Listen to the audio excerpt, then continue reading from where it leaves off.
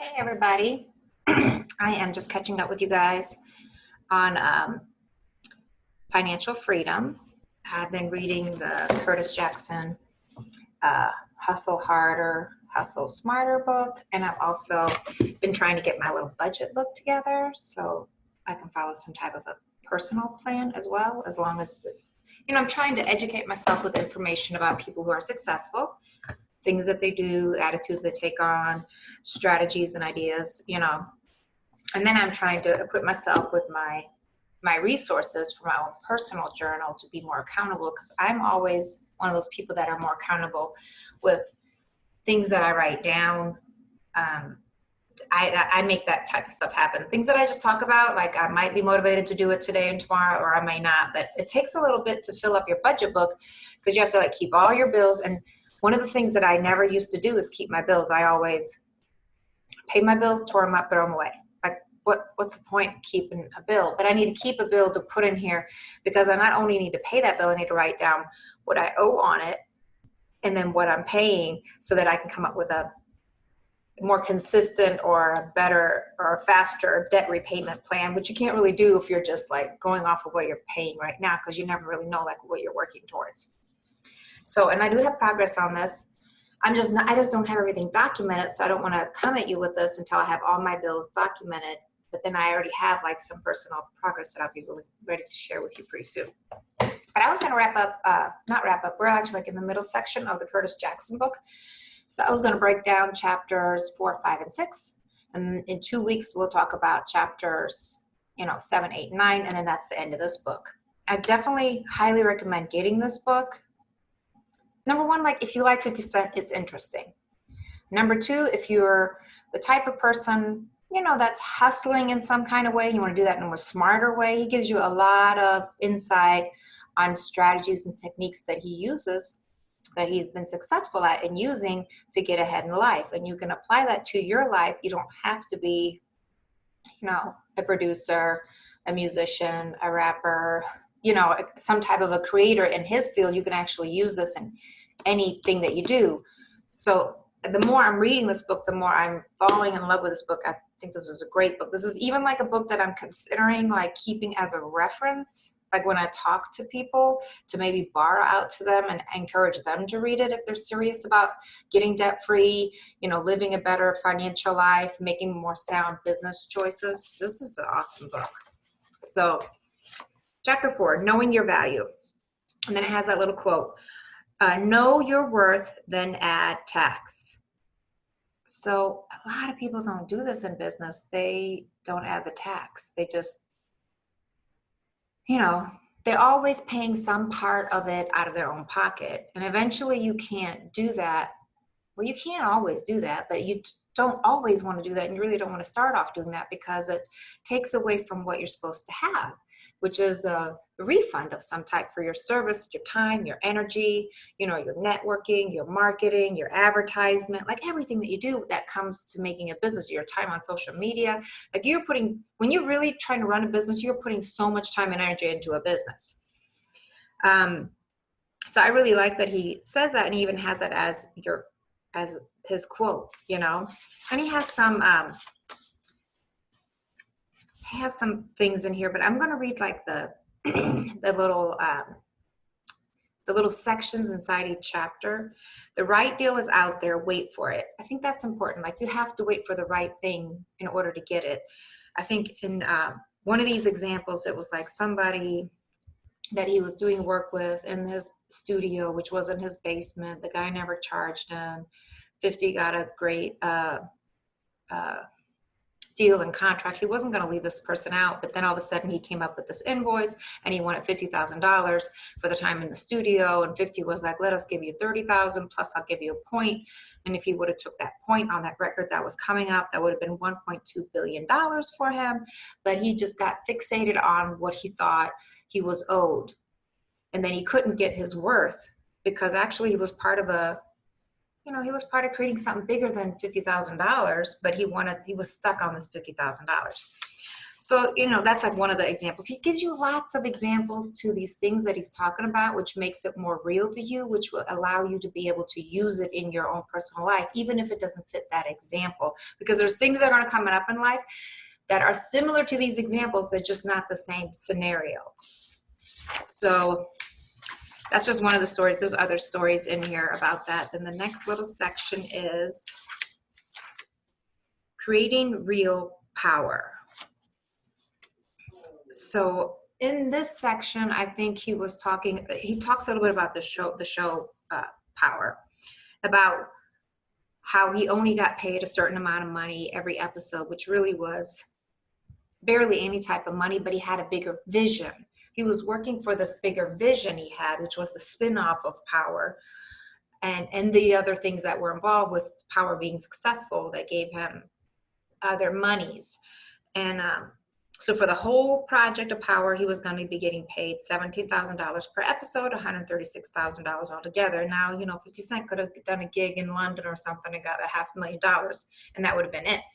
So he didn't do this to create money for himself, because he could have created money in other areas, which required a lot less time.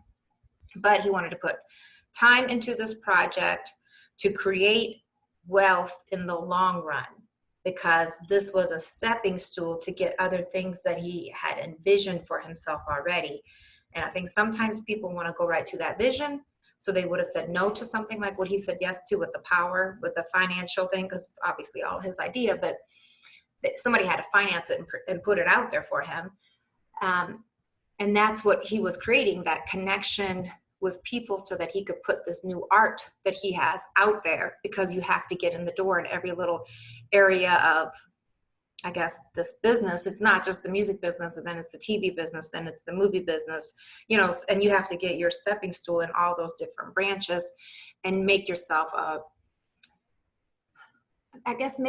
valuable resource to people too, so that they know that when they work with you, there are so many benefits for them also, because their time is valuable, just like 50 Cent's time was valuable in this thing too. But he was saying it wasn't about the money, because you could have made more money doing a number of other things. It was about the step to get in that then will create more money in the long run. You have to see your wealth beyond the step that you're in. So then it goes to just do it. Self-explanatory, just do it. And then the greatest expense, I'm not gonna do the whole book. I'm just gonna talk about some things and then get it on paper. And I think that is like important, like contracts, get things that you need down on paper, especially when there's friendships and things like that involved, because things will always deteriorate. And then in here, I think it says, I'm not going to go into every story. Then it's chapter 5, evolve or die. Look around you. Everything changes. Everything on this earth is in a continuous state of evolving. You were not put on this earth to remain stagnant. Stephen Maraboli, I'm sorry if I didn't say that right. That's a quote from this person. That's the beginning quote for chapter 5. So this is so important, because even in 50 Cent's or Curtis Jackson's career, I don't really know what he prefers to be called, but let's just say Curtis Jackson, since that's the title on this book. His little career was like CDs, then people were buying music off of their iTunes or whatever. Then, he wasn't like the newest, hottest thing in town. Hip hop's always about the newest, hottest, most damaged thing in town. Then it was, how am I going to grow in a different area? Then it was like bottled water. Then it was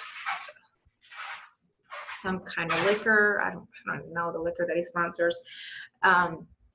So just constantly getting involved in things that can generate another source of income for you, but they're not necessarily going to be the same thing. Now, the same thing would have been producing rap tracks, music for him, like doing the same thing that he was doing when he first started out, but it had to be a bigger vision.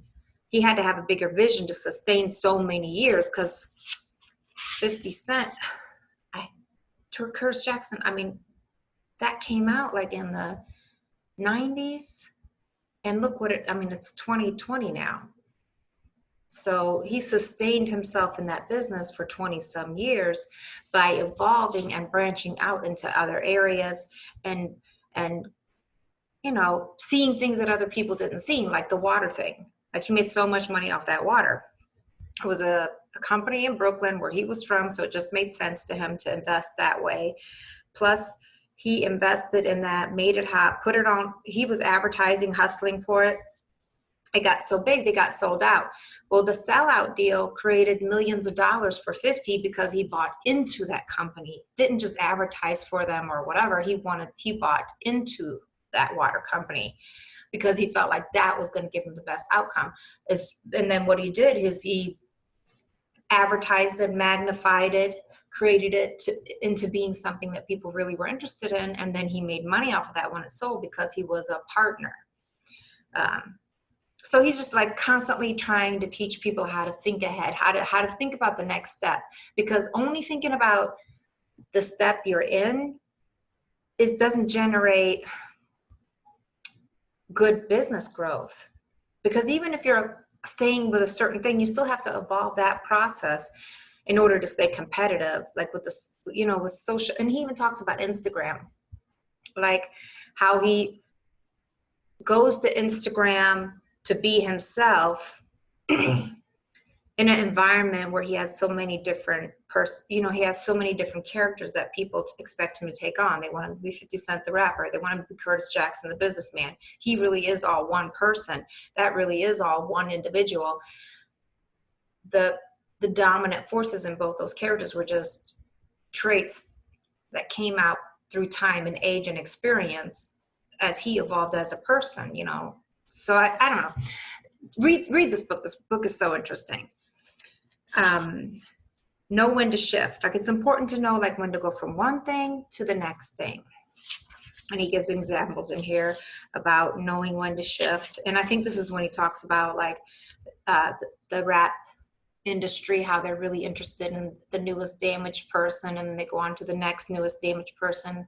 And it doesn't matter how many things you're producing and how hot you are, it's hard to keep that alive in the hip-hop business. That's why you have to have another plan and other sources of funding and income. Otherwise you just kind of will get lost in that moment and never outgrow that moment, or you'll die out because you have to have more than that to you.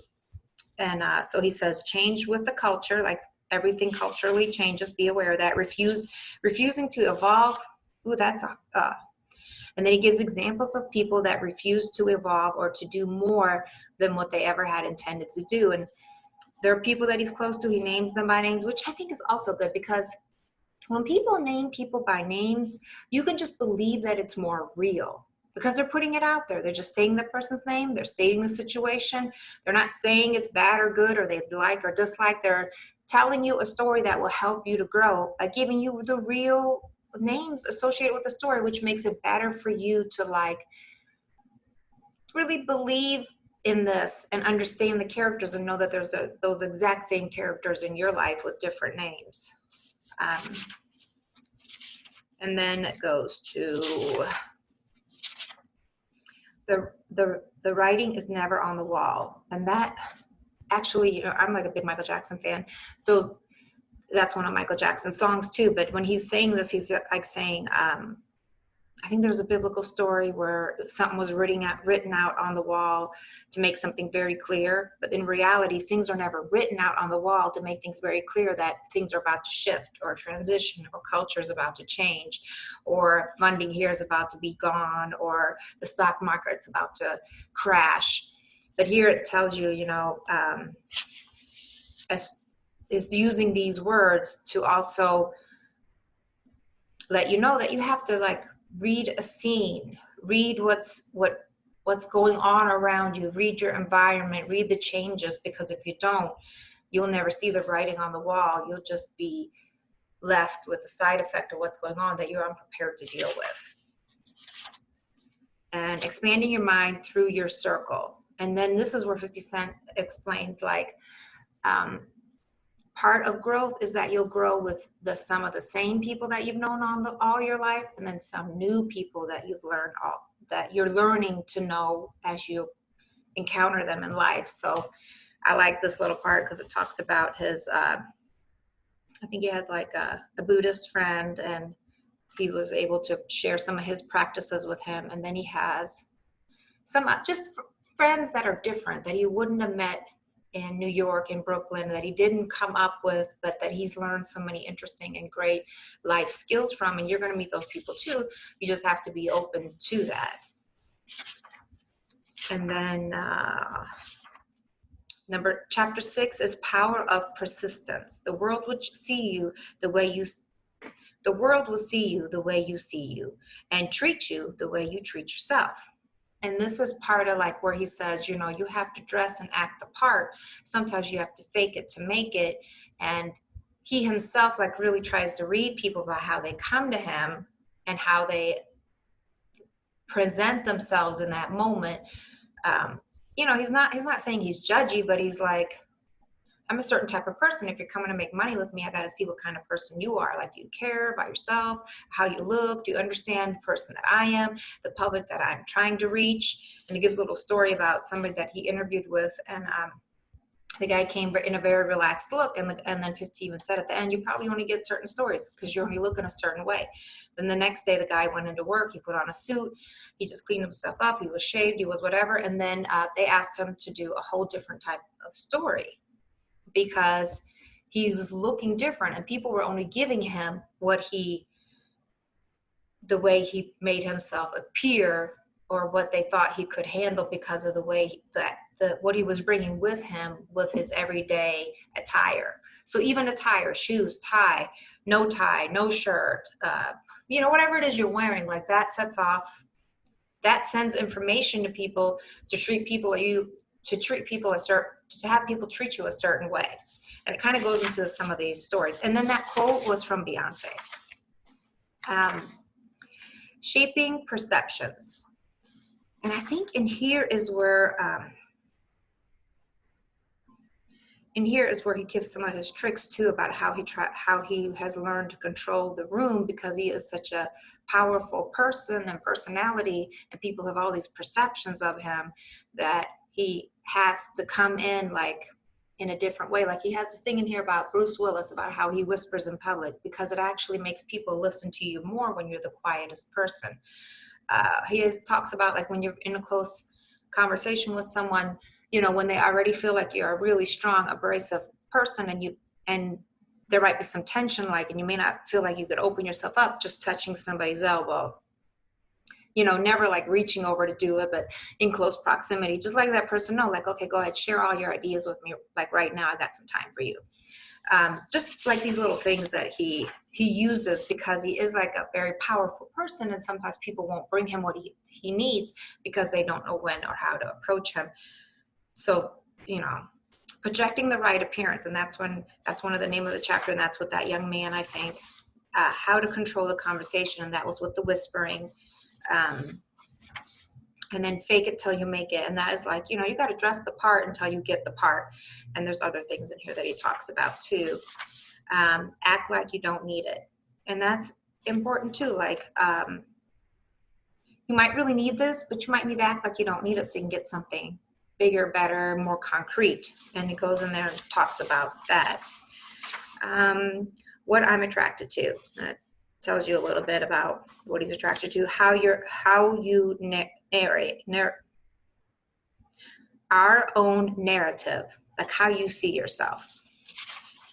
And then let people be honest about themselves. Like it's good to know who people really are and where they really stand for, what they can or can't do for you, especially when you're dealing with like lots of other people's budgets, incomes, finances, you know, and projects that you want to be successful in.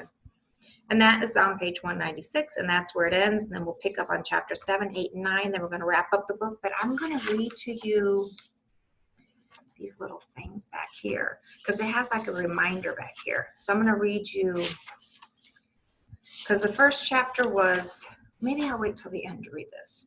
Be fearless. Then the second chapter was cultivate the heart of a hustler. The third chapter was build a strong crew. These are things we already covered. Know your value. We just talked about that today. Evolve or die. We talked about that. And then shape your perception. And then the other 3 chapters. And then I guess when I get to the end of the book, I'm going to read the little paragraphs he has about all these 3 chapters to you guys, because I think that's really interesting too. So I definitely feel like this is a great book. This is a great buy. I got the hardcover. I'm so glad I did. I love this little cover too. I try to even keep it on when I read it, so I want people to know that I'm reading him. I want to advertise for him. A lot of times I'll take the cover off, but I don't know. I just want people to see it. I want people to go out and buy it because I feel like it's great. Like if you're interested in this, definitely get it. And also, you know, while we're working on financial freedom and reading about people that are really good at that, remember to get yourself some type of a budget book if you are gonna go on this journey with me to be debt free, so that I can share how I'm doing it. And we'll catch up again soon. I hope you guys have a good holiday for celebrating it. And if you're not celebrating it, I'm sure you have reasons to do that. And I hope you enjoy your weekend. Thank you so much, and peace. And don't forget, like, subscribe, follow me on YouTube. Thank you. I appreciate you all.